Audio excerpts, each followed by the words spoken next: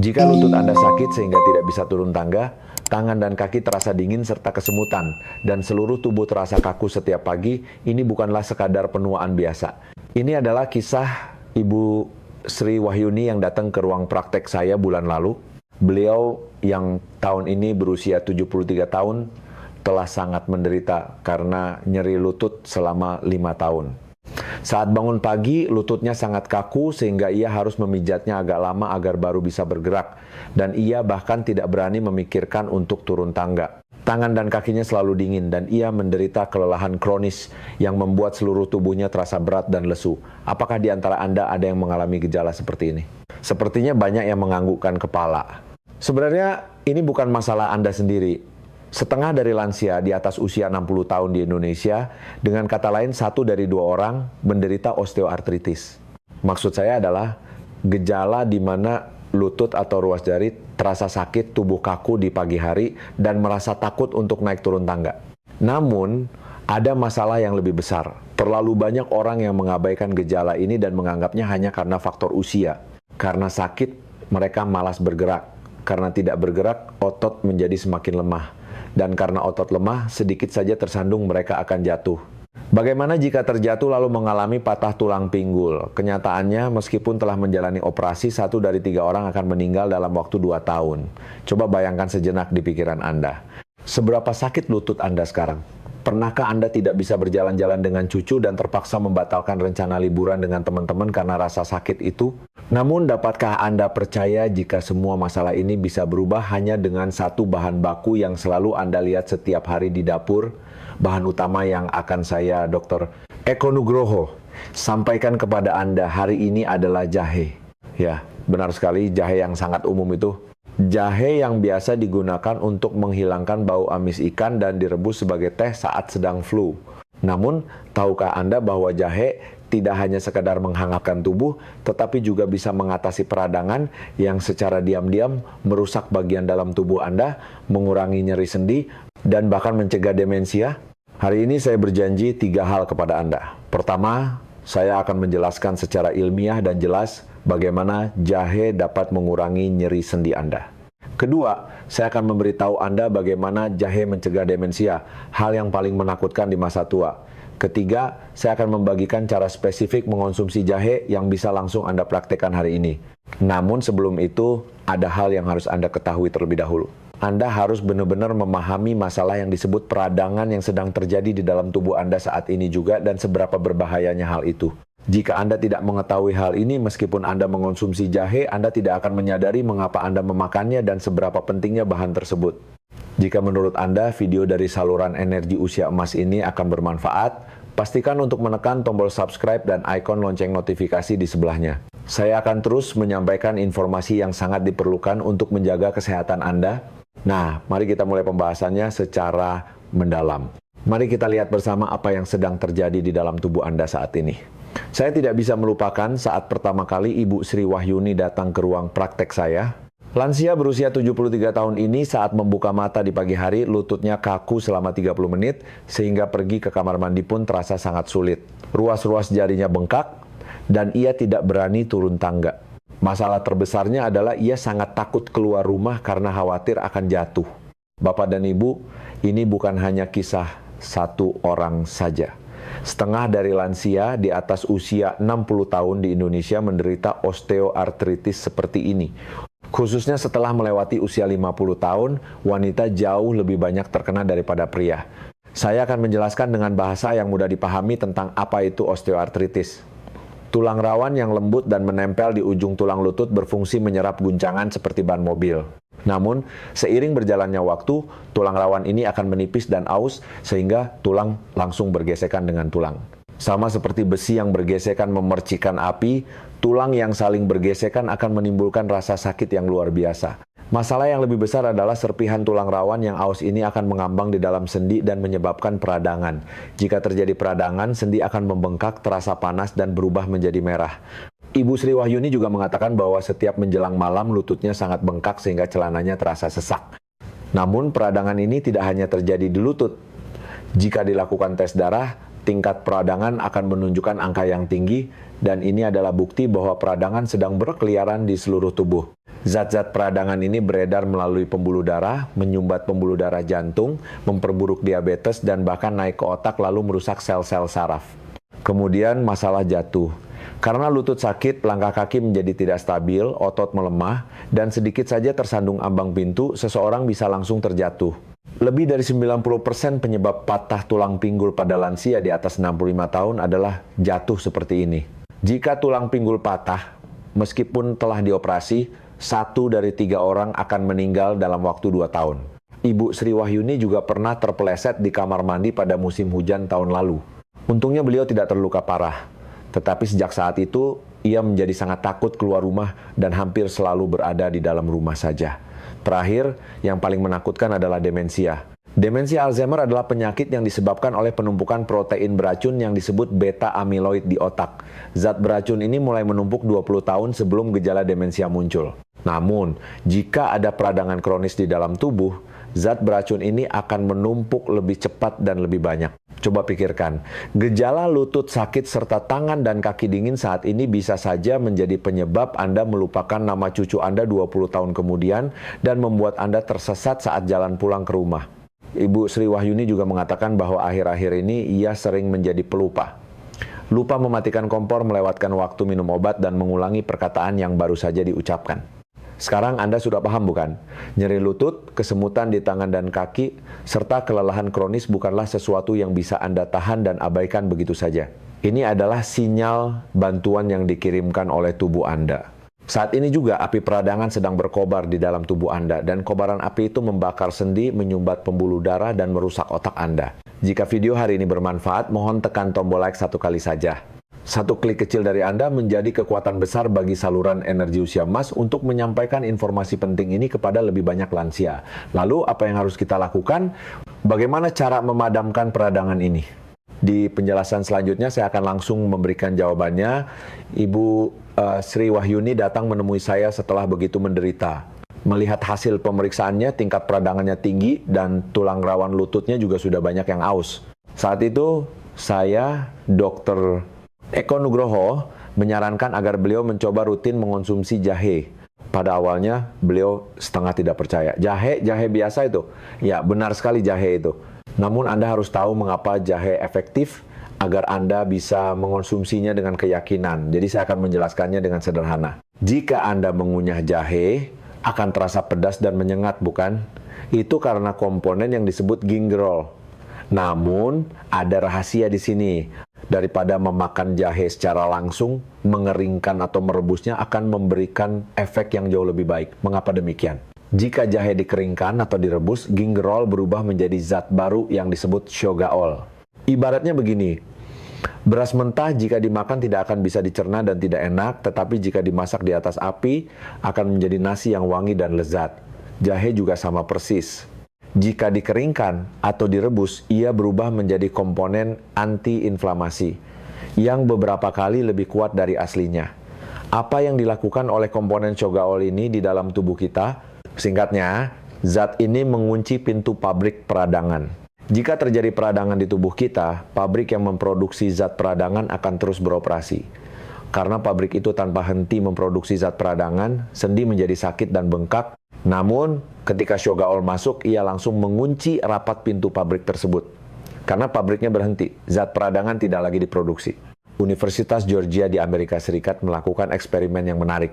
Mereka meminta orang-orang mengonsumsi 2 gram jahe setiap hari, sekitar seukuran 1 ruas ibu jari selama 11 hari. Kemudian mereka diminta berolahraga hingga memicu nyeri otot.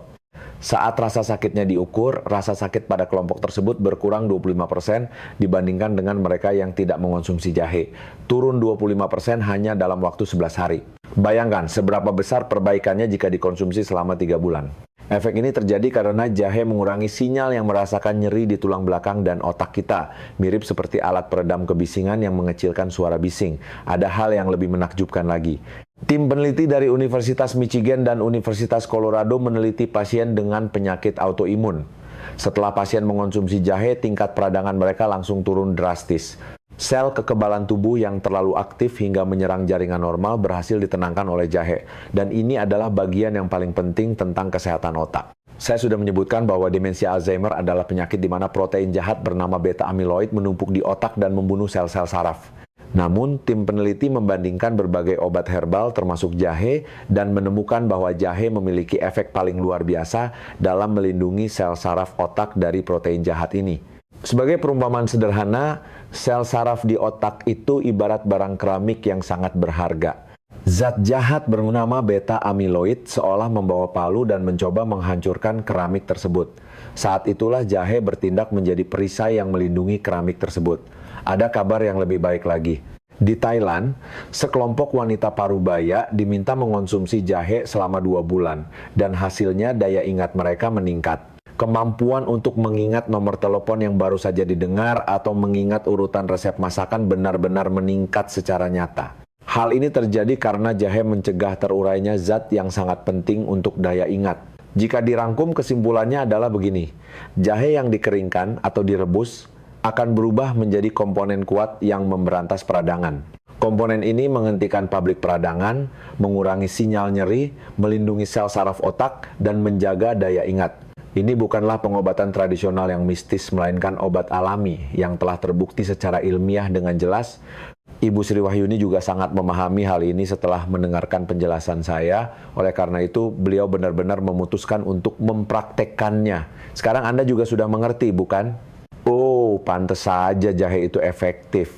Apakah Anda menganggukkan kepala? Jika konten hari ini bermanfaat bagi Anda, silakan ketik kata jahe di kolom komentar. Selanjutnya, saya akan memberitahu Anda cara praktik yang paling penting. Bagaimana Anda harus mengonsumsi jahe agar benar-benar mendapatkan efek maksimal ini?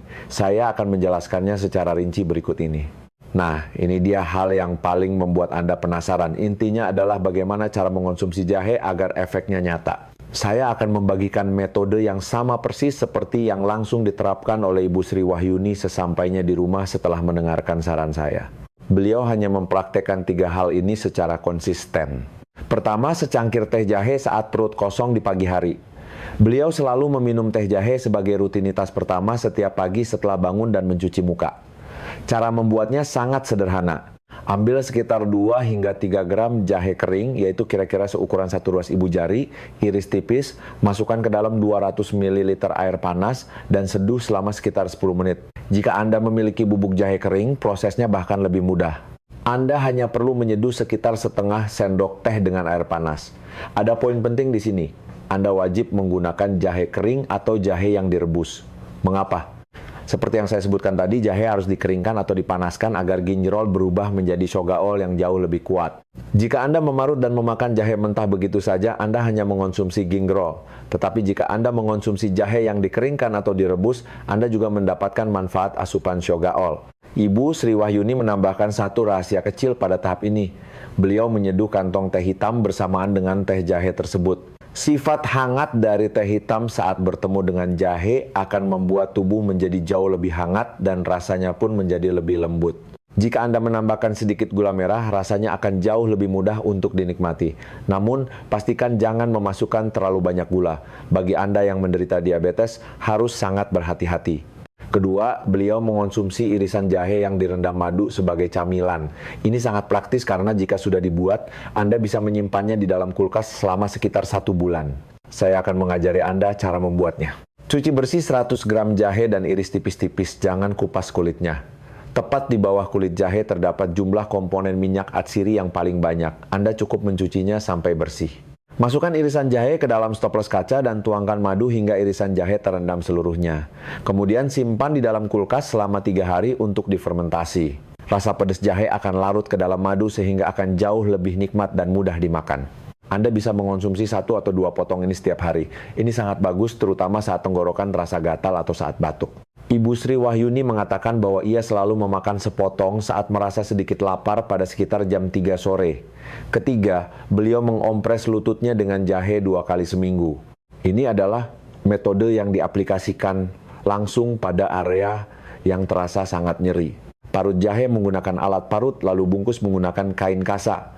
Rendam bungkusan tersebut ke dalam air hangat, peras airnya, lalu letakkan di atas lutut yang sakit dan kompres selama 15 hingga 20 menit. Energi hangat dari jahe akan menembus kulit hingga ke sendi dan membantu melancarkan sirkulasi darah. Beliau melakukan kompres ini sambil menonton TV di malam hari dan ia mengatakan lututnya selalu terasa jauh lebih ringan setelah selesai dikompres.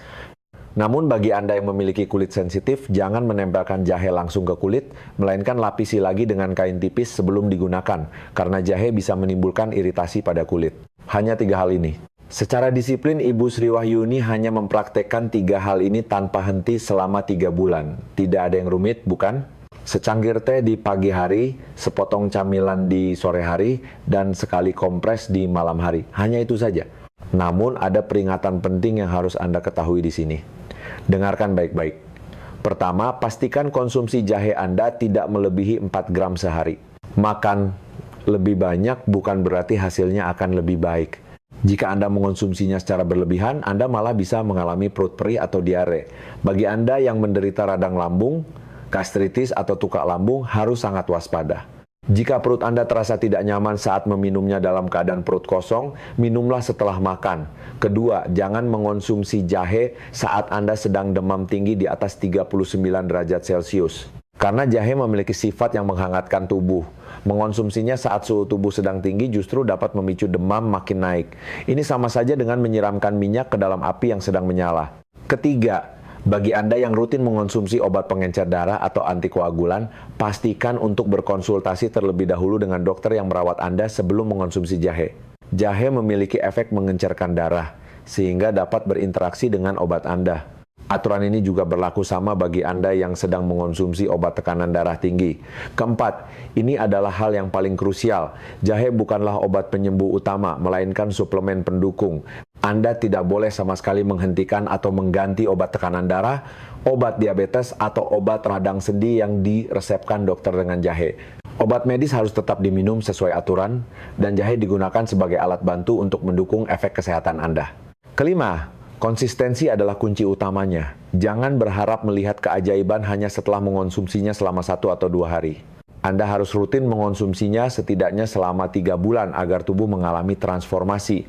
Ibu Sri Wahyuni juga baru merasakan lututnya mulai meringan setelah sekitar 1 bulan dan merasakan perubahan yang benar-benar nyata saat memasuki bulan ketiga.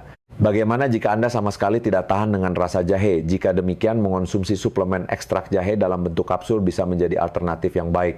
Anda bisa membelinya di apotek atau toko suplemen kesehatan. Dosis harian yang disarankan biasanya sudah tertera pada label kemasan, jadi Anda tinggal mengikutinya. Atau Anda bisa memanfaatkan jahe secara maksimal saat memasak hidangan sehari-hari. Masukkan jahe dalam porsi yang lebih banyak saat merebus ikan, menumis daging, atau memasak sup ayam. Ini adalah langkah cerdas karena jahe menyingkirkan bau amis dan bau tak sedap sembari memberikan manfaat kesehatan, ibarat menyelam sambil minum air. Saya berikan 1 tips berharga lagi. Jika Anda memadukan jahe dengan kunyit, efek antiinflamasinya akan menjadi berlipat ganda. Anda bisa mencampurkan bubuk kunyit saat menyeduh teh jahe atau menyertakan irisan kunyit saat merendam jahe dengan madu. Jika Anda menambahkan sepotong kayu manis dan sepotong jeruk lemon ke dalamnya, ramuan ini akan menjadi penyempurna yang luar biasa. Tidak sulit sama sekali, bukan? Anda bisa langsung memulainya hari ini juga sepulang ke rumah. Pergilah ke pasar atau swalayan terdekat, beli beberapa rimpang jahe, lalu keringkan untuk diseduh sebagai teh atau rendamlah di dalam madu. Dan cobalah konsumsi secara konsisten minimal selama 3 bulan penuh. Jika ada keluarga atau kerabat di sekitar Anda yang mengalami nyeri lutut, tangan dan kaki sering dingin, atau menderita kelelahan kronis, mohon segera bagikan tautan video ini kepada mereka. Berbagi kebaikan kecil dari Anda bisa menjadi jalan bagi seseorang untuk mendapatkan kembali kesehatannya. Nah, sekarang saya akan menceritakan kisah pamungkas tentang bagaimana kondisi Ibu Sri Wahyuni setelah 3 bulan berlalu. Suatu hari setelah genap 3 bulan, Ibu Sri Wahyuni datang lagi ke ruang praktik saya. Saat beliau membuka pintu dan berjalan masuk, saya terkejut luar biasa. Cara berjalannya saja sudah berubah total. Dulu beliau selalu masuk dengan terpincang-pincang sambil menahan sakit, tetapi hari itu beliau melangkah masuk dengan sangat ringan. Beliau tersenyum sangat lebar dan berkata kepada saya, "Dokter Eko, lutut kaku saat saya bangun tidur sekarang hampir hilang seluruhnya. Dulu saya harus memijat dan melemaskan kaki selama 30 menit agar baru bisa melangkah, tapi sekarang saya bisa langsung berjalan seketika setelah bangun tidur. Beliau juga sudah bisa turun tangga dengan baik. Walaupun beliau masih turun dengan perlahan dan ekstra hati-hati, tetapi lututnya tidak lagi mengeluarkan bunyi berderak dan rasa sakit yang menusuk sudah tidak pernah muncul lagi. Berdasarkan kabar gembira itu, saya segera melakukan tes darah ulang untuk beliau.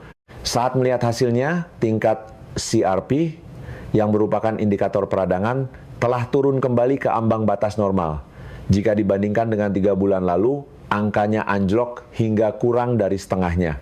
Kobaran api peradangan di dalam tubuh beliau telah sukses dipadamkan. Hal yang paling menakjubkan adalah perubahan aura wajahnya.